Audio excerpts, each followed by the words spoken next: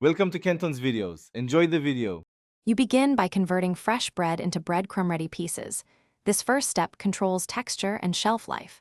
Tier 2 4 cups into roughly 1 2 cm bits so they dry evenly. Once done, preheat your oven to 150-160 degrees C, 300-325 degrees F, to slowly remove moisture without toasting too fast. Make sure pieces are in a single layer on a sheet so air circulates. If you're in a hurry, cut smaller pieces, but be mindful that smaller means faster. You continue by drying and then pulsing the bread to your preferred texture. Bake the pieces 10-20 minutes, checking and tossing every 5 minutes so they dry uniformly without burning. Once crisp but pale, let them cool briefly, then work in a food processor with 1-3-second pulses. Pulse briefly for coarse crumbs and longer with 6-8 short pulses for fine crumbs. Make sure to pulse in small batches to avoid clumping and to achieve consistent particle size throughout.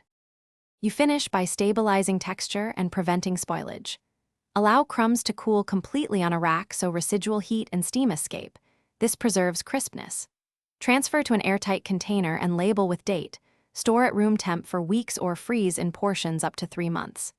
If crumbs absorb moisture or seem soggy, retoast them at 120 degrees C, 250 degrees F for 5-10 minutes, stirring once. This redrying step corrects overmoist crumbs without burning.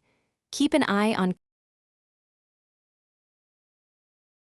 Thanks for watching. Consider subscribing if we helped you.